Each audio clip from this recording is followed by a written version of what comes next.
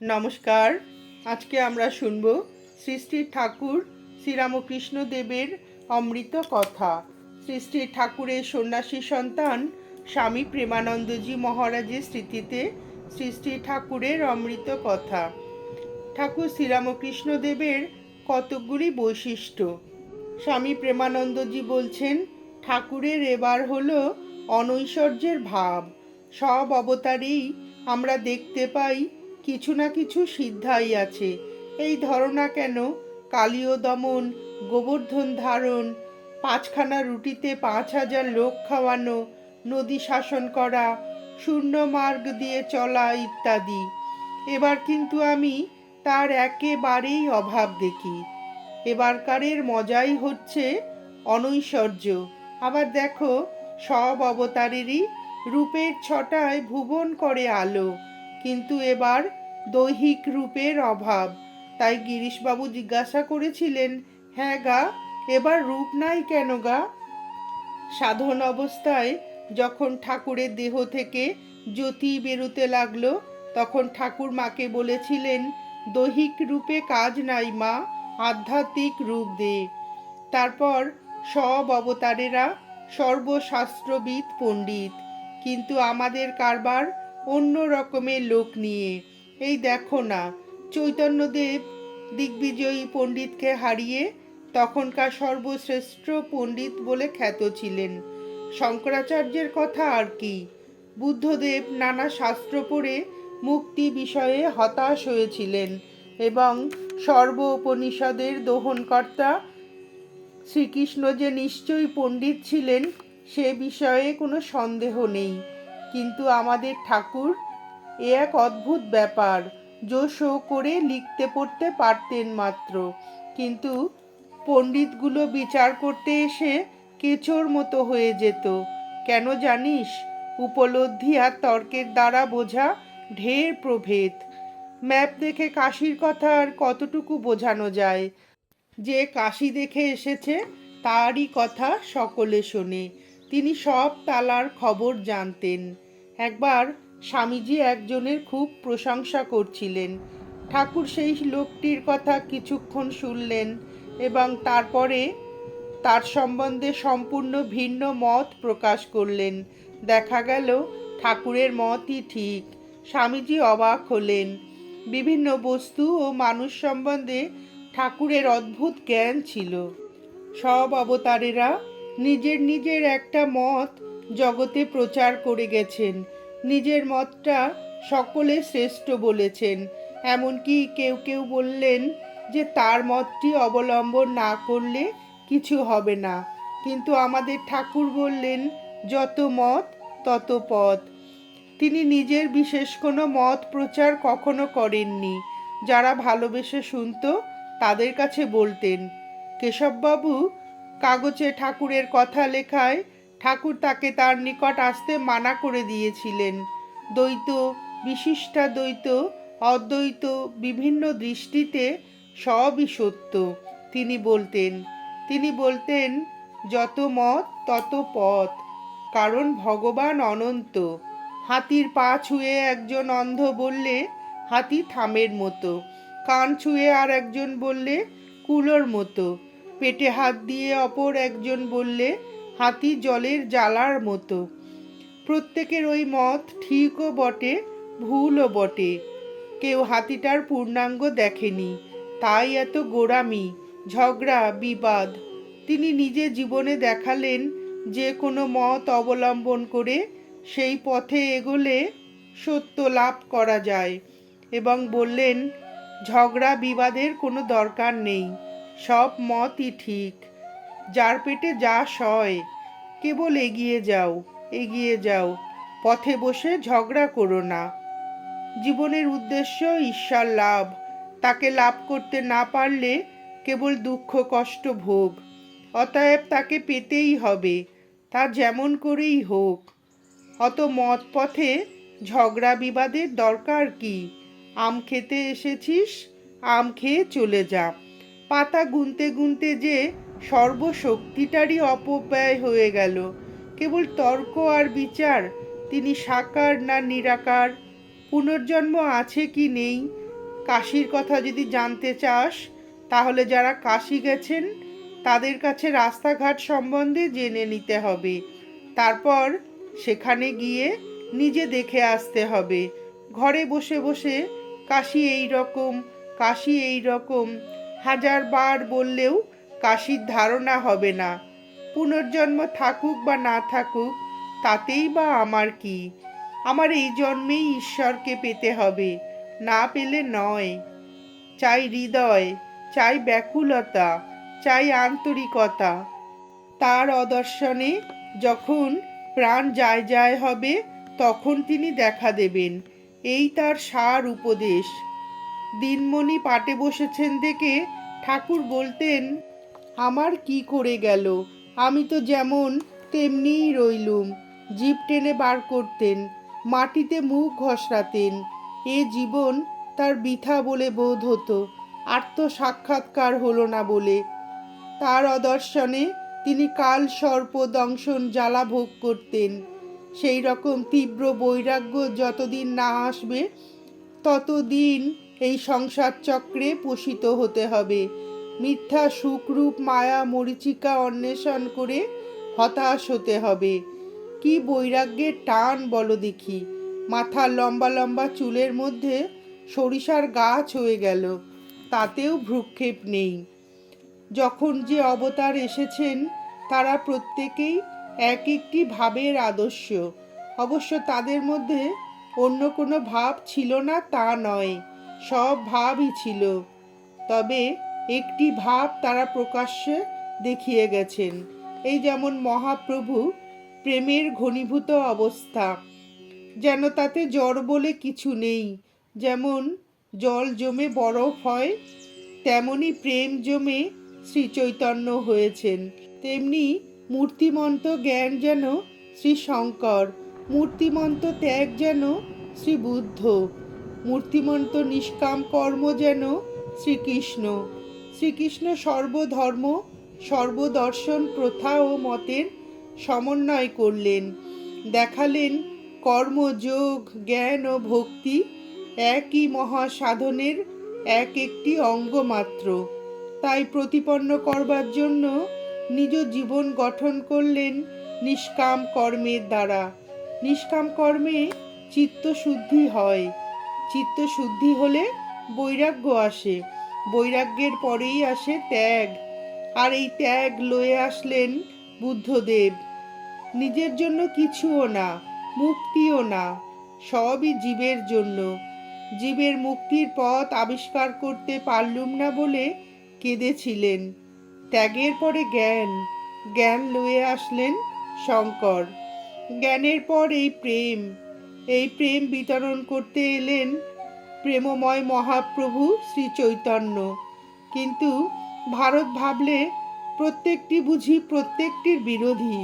এই বিরোধ মিটল সর্বধর্ম সমন্বয় কর্তা শ্রী শ্রী রামকৃষ্ণদেবের আগমনে। ঠাকুর ছিলেন করুণাঘন মূর্তি, তার দয়ার কোনো সীমা ছিল না। কাশীর পথে দেওঘর বৈদ্যনাথ ধামে নেমেছিলেন। সেখানকার গরিবের দুঃখ দারিদ্র দেখে মথুরবাবুকে বলেছিলেন, এদের ভালো করে খাওয়াও দাওয়াও, নইলে পড়ে রইল তোর কাশি, আমি এদের কাছ ছেড়ে যাব না। লাঞ্ছিত হয়েও দয়া করেছেন। অসহ্য রোগ যন্ত্রণার মধ্যেও দয়া করবার জন্য ব্যাকুল হয়ে থাকতেন। বলতেন, কই আজ তো কেউ এলো না, আর রাস্তার দিকে তাকাতেন। হাজরা বলেছিল, নরেন নরেন করে পাগল হচ্ছ কেন? ওদের জন্য ব্যাকুল হওয়া তোমার কি দরকার?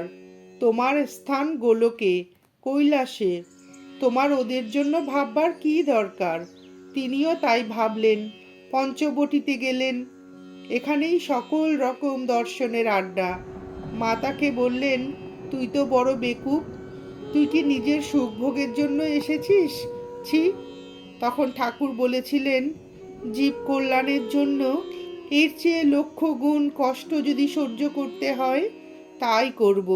6 মাস যেতে হলো না, যার তার পাপ নিয়ে গলায় ঘা হলো। কথা জোরে বলবার জো ছিল না, পেটে ক্ষুধা, খাবার জো ছিল না, উঠে বসে সুখ ছিল না। অষ্টপ্রহর গাত্রদাহ। কৃপা সিন্ধু কৃপা বিতরণে কখনো ক্ষান্ত ছিলেন না। এই রকম 1.5 বৎসর জীবের জন্য ক্রুশবিদ্ধ হওয়া আর কাকে বলে? ঠাকুর বলতেন, ধ্যান জপের নাম করে চুপ করে বসে থাকা ওটা হলো তমর লক্ষণ। ঠাকুর নিজে কত কাজ করতেন, তাকে মালির কাজ করতে আমরা দেখেছি। নিজে ঘর ঝাড় দিতেন, তারপর এলোমেলো কাজ করা আবার দেখতে পারতেন না। প্রত্যেকটি খুঁটিনাটি কাজগুলি পরিপাটি রূপে নিজে করতেন, আমাদেরও করতে শেখাতেন। যেখানকার জিনিস সেইখানে না রাখলে বকতেন কত। আমাকে কি করে পরিষ্কার পরিচ্ছন্নভাবে পানটি পর্যন্ত সাজতে হয় শিখিয়ে দিয়েছিলেন। কিন্তু আবার সর্বদাই অন্তর্মুখী মন। জিনিসপত্র কিনতে গিয়ে ঠকে আসলে ঠাট্টা করে বলতেন, তোদের সাধু হতে বলেছি, বোকা হতে তো বলিনি কখনো। বলতেন, যোগ কর্মসু কৌশলম। ঠাকুর সর্বপ্রকারের সাধন করেছিলেন, সর্বধর্মমতের মধ্য দিয়ে ঈশ্বরকে উপলব্ধি করে কৃতার্থ হয়েছিলেন। সর্বভূতে ভগবানকে দর্শন করে তার ঘৃণ্য অঘৃণ্য ছিল না। সর্বক্ষণ প্রেমে গড়গড় মাতোয়ারা থাকতেন।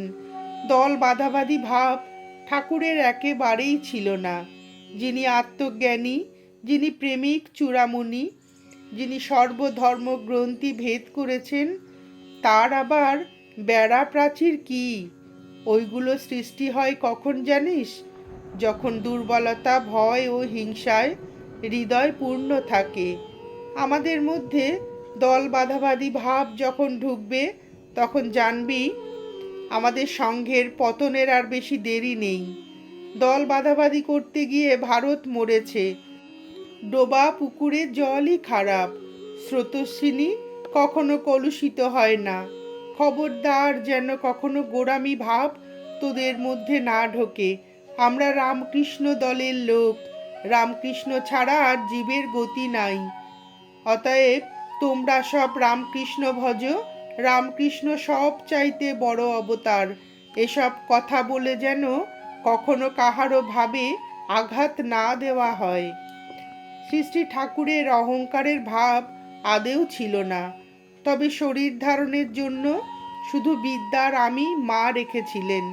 মূর্তিমন্ত পূর্ণ নিরভিমানের অবতার আমরা স্বচক্ষে দেখেছি।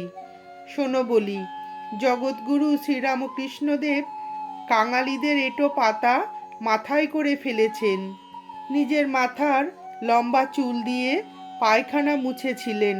যা, আজ থেকে তোদের অহংকার দূরীভূত হলো। ঠাকুর একটি গল্প বলতেন, শোনো। গুরু শিষ্যকে বললেন, তোমার চাইতে যা নিকৃষ্ট তাই নিয়ে এসো। শিষ্য কিছু না পেয়ে শেষে বৃষ্ঠাই তার চাইতে নিকৃষ্ট ঠিক করলে। কিন্তু যেই বৃষ্ঠা গ্রহণ করবার জন্য অগ্রসর হলো, অমনি বৃষ্ঠা বলে উঠল, ছুঁয়ো না, ছুঁয়ো না। মানবের সংস্পর্শে এসেই আমার এই দুর্দশা হয়েছে। আমি সন্দেশ খাবার ছিলাম, তখন আমার কত আদর ছিল, কিন্তু তোমাদের সংস্পর্শে এসে আমি এখন ত্যায্য হয়ে পড়েছি। এই শুনে তার যেটুকু অহংকার ছিল তাও চূর্ণ হলো। সে বুঝলে তার চাইতে দীন বস্তু আর কেউ নেই। ঠাকুর মূর্খ সেজে থাকতেন, কিন্তু কত রকমই না বিদ্যা জানতেন। পাখিদের ভাষা থেকে শরীরের গঠন দেখে তার স্বভাব চরিত্র জ্ঞান, বেদ বেদান্ত পুরাণ তন্ত্র সব ছিল তার হাতের মুঠিতে। তিনি বলতেন, মানুষের চোখ মুখ দেখলেই তার ভেতর কি আছে দেখতে পাই। তার নিকটে প্রথম প্রথম কেউ গেলে ঠাকুর তার অঙ্গ প্রত্যঙ্গাদি সব পরীক্ষা করে নিতেন। আমাকেও পরীক্ষা করেছিলেন। আমার হাতের কনুই অবধি নিজের হাতে রেখে ভারী কি হালকা ওজন করে বললেন, লক্ষণ ভালো। কোথা থেকে যে ঠাকুর এসব শিখলেন? শাস্ত্রে আছে ঊর্ধ্ব সৌরতম। ঠাকুরকে না দেখলে একথা কখনো বিশ্বাস হতো না। সমস্ত দেহের প্রত্যেক নাড়ি, এমনকি প্রত্যেক পেশিটির ওপর তার কি অদ্ভুত আধিপত্য ছিল। যে গলার ঘায়ের জন্য যন্ত্রণার শেষ নেই, সেই ঘা ধোয়াবার সময় একটু অপেক্ষা করতে বলে বলতেন, এইবার ধো। তখন আর কোনো জ্বালা যন্ত্রণা থাকতো না। এর কারণ কি জানিস? যোগীরা সর্বদেহের উপর আধিপত্য করতে পারতেন। এমনকি তারা হৃৎপিণ্ডের গতি পর্যন্ত বন্ধ করে দিতে পারেন। যখন খুশি প্রাণ দেহের যে কোনো অংশ হতে সরিয়ে নিতে পারেন। তখন দেহের সেই অংশটা জ্বরের মতো হয়ে যায়। কোনো প্রকারের অনুভূতি আর তাতে থাকে না। ছুরি দিয়ে খোঁচা দিলেও তার কোনো সার হয় না। বুঝলি, এসব গল্প নয়, এসব আমরা স্বচক্ষে দেখেছি। শ্রীকৃষ্ণ গোপীদের সঙ্গে বিহার করতেন কাম দেহের ওপর থেকে প্রাণটা সরিয়ে নিয়ে। ঊর্ধ্ব সৌরতম কথাটা এইবার বোঝবার চেষ্টা করো। তবে কি জানিস, অবতার পুরুষরা আত্মাতে অবস্থিত থাকলেও একটু না একটু দেহ সংঘাত থাকেই, কিন্তু সেটুকুও তারা যখন খুশি সরিয়ে নিতে পারেন। একটু কিন্তু থাকা চাই, নইলে দেহ থাকে না। এই যেমন ঠাকুর বলতেন, খোলের ভিতর শ্বাসটা শুকিয়ে আলাদা হয়ে গেলেও ওটা খোলের সঙ্গে একটা না একটা জায়গায় লেগেই থাকে। জাতিভেদ সম্বন্ধে বলতেন, ভক্তদের থাক আলাদা, তাদের আপনাদের মধ্যে জাতি বিচারের কোনো দরকার নাই। উচ্চ কুলোদ্ভব কুচরিত্র লোকের হাতে তিনি খেতে পারতেন না। এমনকি সেরকম লোকে আসন পেতে দিলেও বসতে পারতেন না। আবার একজনের উচ্ছিষ্ট পাতে হাত দিতে যাচ্ছিলেন, অমনি সে চেঁচিয়ে উঠল, মশাই করেন কি, করেন কি? আমি অখাদ্য খেয়েছি, আপনি আমার পাত স্পর্শ করবেন না। ঠাকুর তাতে উত্তর দিয়েছিলেন, তাতে কোনো দোষ নেই, তোমার মন ভালো। ঠাকুর মাঝে মাঝে বলতেন, যে হব্বিষান্ন খায় কিন্তু ভগবানে ভক্তিহীন এবং ভেতরে বিষয়ে পোড়া, তার হব্বিষান্ন গোশুকর মাংস তুল্য হয়। আর যে ভক্তিমান শ্রদ্ধা সম্পন্ন, সে যদি অখাদ্য খায় তবে সে তার খাদ্য অখাদ্য নয়, হব্বিষান্ন। ঠাকুর সূচিবায়গ্রস্ত লোকেদের বড় ঠাট্টা করতেন। বলতেন, সূচিবায়গ্রস্ত লোকেদের কেবল অশুদ্ধ বিচার করতে গিয়ে সর্বদা মনে একটা অশুচির ভাব থেকে যায়, তাই ঈশ্বর চিন্তা তাদের মধ্যে ঢোকা বড় কঠিন। তিনি তাদের কপালে আস্তাকুরের মাটির ফোঁটা পড়ে ধ্যান করতে বলতেন। তাই বলে মনে করো না যে আচারবিহীন শৌচবিহীন হলেই পরমহংস হওয়া যায়। ঠাকুর মায়ের কাছে বকলমা দিয়ে দেহ ধারণ করেছিলেন। আবার গিরিশবাবু ঠাকুরের কাছে বকলমা দিয়েছিলেন। বকলমা মানে কারো কাছে কোনো কার্যের ভার অর্পণ করা। গিরিশবাবু নিজের দুর্বলতা দেখে ঠাকুরের নিকট তার আধ্যাত্মিক উন্নতির ভার অর্পণ করেছিলেন। এ বড় কঠিন ব্যাপার।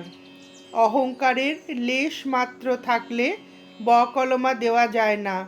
ঠাকুর বলতেন, এতে ঝড়ের এঁটো পাতার মতো হয়ে থাকতে হয়। যেমন বিড়ালি তার ছাকে কখনো বড়লোকের বিছানায়, আবার কখনো বা ছাইয়ের গাদায় শুয়ে রাখে। সুখে দুঃখে যিনি বিচলিত না হয়ে তাতে মনোনিবেশ করে রাখতে পারেন, তিনি বাস্তবিকই সর্বধর্ম ত্যাগ করে তার আশ্রয় গ্রহণ করেছেন এবং প্রভু তারই ভার গ্রহণ করে তাকে সর্বপাপ হতে মুক্ত করেন। ঠাকুর বলতেন, তোরা খুব সৎ গ্রন্থ পাঠ করবি, পাঠ করা খুব ভালো। ঠাকুরের কাছে গেলে তিনি আমাদের পড়তে বলতেন। তার কাছে মুক্তি ও সাধন বলে বই থাকত, তিনি আমাদের পড়ে শোনাতে বলতেন। অন্তত যতক্ষণ বই পড়া যায় ততক্ষণ ঠাকুরের ভাবে থাকা যায়, নইলে কি নিয়ে থাকবি? সর্বক্ষণ তো জপ ধ্যান করা যায় না, তবে পড়াশুনো এসব হলো গৌণ ব্যাপার। তার দয়া যতক্ষণ না হয় ততক্ষণ সবই বৃথা। তার দয়া হলে অনন্ত জ্ঞানের স্ফুরণ হয়, তখন আর বইটই পড়তে ইচ্ছা হয় না। প্রত্যক্ষ দেখা ও বই পড়ে জানা অনেক তফাৎ। ঠাকুর বলতেন কি জানিস, যতক্ষণ মলয়া নীল না বয় ততক্ষণ পাখার বাতাস খেতে হয়। তীর্থস্থল দর্শনেও ঈশ্বরের উদ্দীপন হয়। তবে আবার ঠাকুর বলতেন, যার হেথা নাই তার সেথা নাই, যার হেথা আছে তার সেথা আছে। তীর্থ মানুষের দ্বারাই পবিত্রীকৃত হয়েছে। মহাপুরুষদের শুভেচ্ছায় তীর্থবায়ু পবিত্রতায় পূর্ণ থাকে বলে তাপিত ব্যক্তি সেথায় শান্তি পায়। তীর্থের পবিত্রতার কারণ মানুষ। আবার যদি সেখানে কুচিন্তা স্রোত বইতে থাকে তাহলে সে তীর্থের মাহাত্ম্য ক্রমে নষ্ট হয়। আগে কষ্ট করে কেবল প্রকৃত ভক্তরাই তীর্থ করতে যেত, কিন্তু আজকাল যার টাকা আছে সেই তীর্থ করে, হাওয়া বদলাতেই হোক আর যার জন্যেই বা হোক। ঠাকুরের কৃপায় তোরা তাতে মগ্ন হয়ে যা, যাকে একেবারে তলিয়ে যাওয়া বলে। ভগবান কথার বস্তু নন, উপলব্ধির বস্তু। তাকে আমাদের পেতেই হবে, এই জন্মেই পেতে হবে, তা সে যেমন করেই হোক। তাকে লাভ করা ছাড়া এই তিতাবদগ্ধ সংসার মরুভূমি পার হওয়ার আর কোনো উপায় নেই। আর কোনো বস্তুই জগতে শান্তি বিধান করতে পারে না। ভগবত ভক্তি মরু হৃদয়ে একমাত্র শীতল বাড়ি। নমস্কার, আজ এ পর্যন্তই। শ্রী শ্রী ঠাকুরের সন্ন্যাসী সন্তান স্বামী প্রেমানন্দজির স্মৃতিতে শ্রী শ্রী ঠাকুর শ্রীরামকৃষ্ণদেবের অমৃত কথা শুনে আপনাদের ভিডিওটি কেমন লাগলো জানাবেন। ঠাকুর ও শ্রী শ্রী মায়ের অফুরন্ত আশীর্বাদ আপনাদের সকলের মাথার ওপর অঝোর ধারায় বর্ষিত হোক, এই প্রার্থনা করে ভিডিওটি শেষ করছি।